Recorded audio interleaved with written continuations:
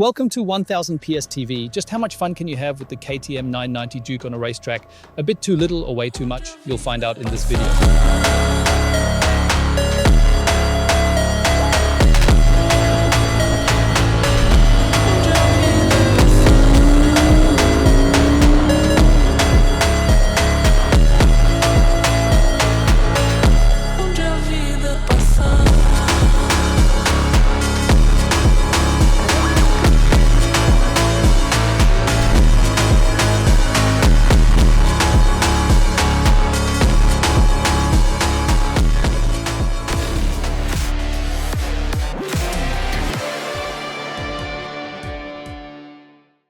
Right, in our big 1000 PS naked bike comparison test, I hope the video crew have already uploaded a few videos. We shot about 10 videos for you in total. Of course, the KTM 990 Duke was part of it as well. And yeah, the 1000 PS track days have become a regular fixture on the calendar. The Duke was still sitting in the courtyard. We loaded it into the van, headed for the racetrack, and then had a blast. Because luckily, the Bridgestone S23 tires from the comparison test were still on it.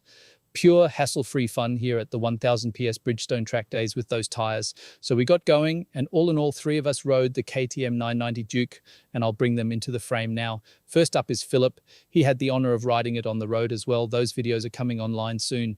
Philip, let's focus now on the racetrack. KTM 990 Duke.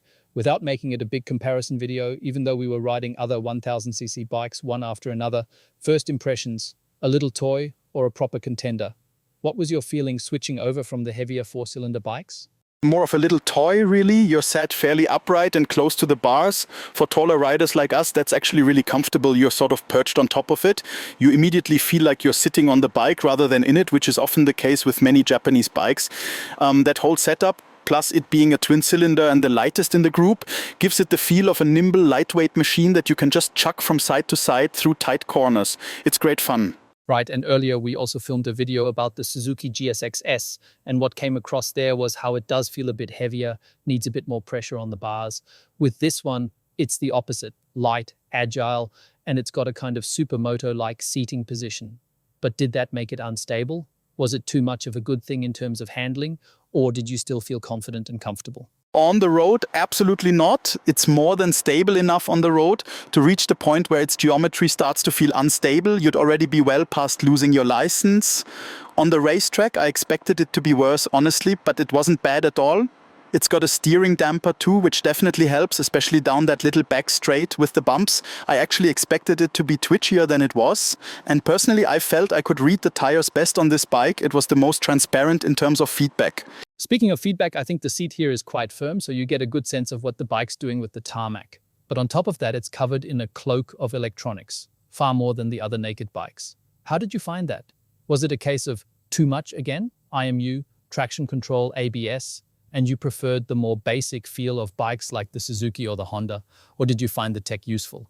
In this case, I thought it was genuinely really useful, and not just because it's a KTM. The control layout is just brilliant. With the left-hand switchgear and the big TFT screen, everything is dead easy to adjust. And the way I always do it is, I don't go deep diving into menus, I just sit on the bike and see how intuitive it is to change what I want. And on this one, I could adjust everything right away. Totally idiot-proof. Whether it's wheelie control or slide control or whatever else, it's all clearly laid out, and I can see straight away whether I'm increasing or decreasing a setting, because it's all shown immediately. Some bikes just show numbers 1, 2, 3, and you have to know if 1 is max or min. That varies. But here, the electronics are foolproof. There's also cruise control, not needed on track, but great for everyday use. And you've got extra pedals, a bit like Aprilia, to adjust stuff like traction control on the fly. That's really handy from a sporty rider's point of view, because you can tweak things while riding without faffing through menus. You just need to roll off the throttle. This engine, people often say a twin-cylinder is a kind of budget-friendly setup, a bit of a workhorse. How did it feel to you here? A proper adrenaline rush, a fun machine, or more of a sensible 120 horsepower compromise? Well, it's got 123 horsepower, and it feels like it's got about that much. On the road, I praise the engine a lot. It's got punch down low and through the mid-range. as you'd expect from a twin. On track, it doesn't run out of steam at the top. It still has enough up there, but of course it doesn't keep pulling and pulling like a bigger engine would. And on track, you tend to be in the higher revs anyway, because you're shifting more precisely and staying in the right gear. So you don't need loads of low down grunt. I'd say it's more than enough for most riders, but it's not a full on track engine. It just isn't. Okay, I'll have to disagree with you there, and I'll let you go now so that you can't argue back. I think it's a fantastic engine for the track, folks, because one thing, Philip, before Max joins us, I've got to clear this up. At the 1000 PS Bridgestone track days in the yellow group, you get some old school track day bangers, older 600s with around 100 horsepower, and the 990 Duke fits right in there and can easily take them on. If you're on something weaker, you'll never get past, and it's just frustrating, but with the Duke, you can. And I have to say, the combo of quick shifter, gearbox, throttle response, it all works so smoothly. It's the only naked bike I've ridden lately that I'd happily stick a beginner on, but also one that an experienced rider can have an absolute blast with on track. Max, that was a long intro just for you. Where do I even start? You're our suspension connoisseur. Did you make any tweaks, or did it actually work right out of the box? Nope, I just rode it as it came, and I was really happy with it. But you mentioned something very important earlier, Nils, the way this bike manages to cover a wide range. You get on and immediately feel at home. Maybe it's because KTM designed their bikes for average European body sizes. That might play a role. But for me personally, the kind of bikes KTM puts in showrooms always suit me. You sit on them, not in them. Wide handlebars, relatively short distance between seat and headstock, the tank's short, so you sit forward. And that, plus a relaxed knee angle, and I'm 6'3", so tight knee angles often bother me, well, this just fits like a glove. Yeah, and that combination makes the KTM feel like it was designed just for me. I really rate that. And why does it ride so well? Because it's just so easy to handle. You're on a nimble bike that's really flickable from side to side, yet somehow it never feels nervous. That trick is what makes so many riders happy. It's also what makes you say, wow, it's a brilliant road bike, but it's actually great on the track too. And that balancing act, that's what fascinates me. Right, and electronics are usually a bit of a dull topic, but today they were actually interesting. Earlier we rode the Honda and the Suzuki, those 1000cc naked bikes without IMUs. Normally everyone complains, oh, electronics, they just cost more and don't do anything. But on those bikes, by the end of the main straight, the ABS started to cut in. And suddenly you're thinking, actually, an IMU like the one in this KTM isn't such a bad thing. It's one of those moments where you don't turn the electronics off. You're actually glad they're there. Was that the case for you? It worked brilliantly. Simple as that, thanks to the Supermoto mode KTM offers in the menu, you can choose whether ABS kicks in at the front only or at both wheels. And on track, you don't want ABS on the rear, the pros are sliding it in anyway. But on the front, ABS helps a lot, up to pretty high speeds, and I think it's a great safety net. The KTM guys have done a good job, even with an IMU, long brake lines and a lean-sensitive ABS system, they've managed to keep a decent bite at the lever. That always impresses me because those long brake lines can often mess up your feel at the lever, but I thought it was absolutely fine. And I was running it in Supermoto mode, and honestly the braking was savage. The deceleration was so strong you'd pass out. So yeah, the performance was solid. That said, KTM haven't gone for top-shelf Brembo Stylerma kit here. It brakes hard enough to lift the rear wheel, but you do have to squeeze the lever properly. It's not ultra bitey, but it's more than enough for track days.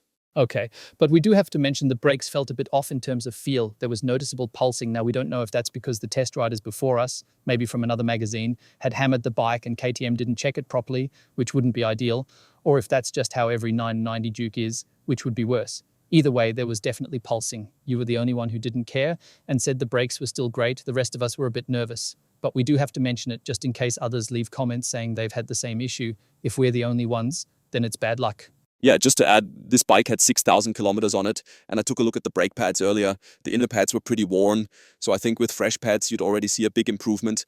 But the pulsing, I definitely noticed it. It was really annoying. You could even see the front mudguard shaking as you braked, but in terms of braking performance, it didn't really suffer.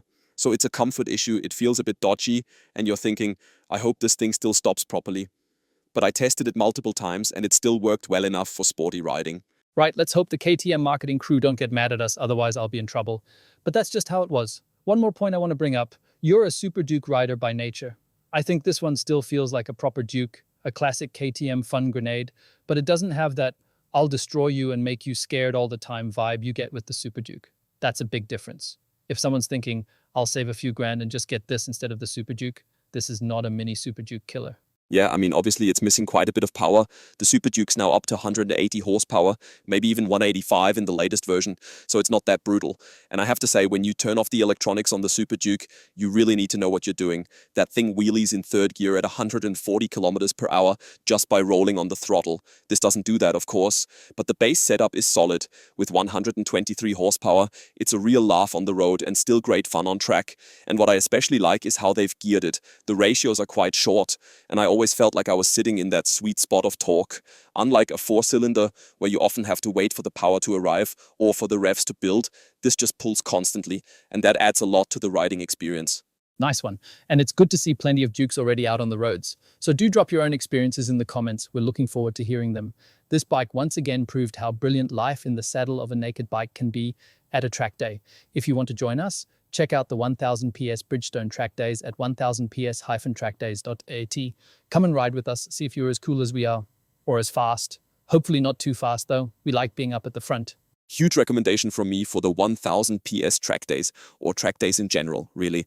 Of course, we'd love to see you at our events, dear viewers, but it's a real eye-opener. You've got to do it at least once in your riding life, ideally a whole weekend, because just one day isn't enough. 2 days on a racetrack, back to back, it's something you should experience. The speed, the hard braking, the cornering pace, and that feeling when you get your knee down for the first time.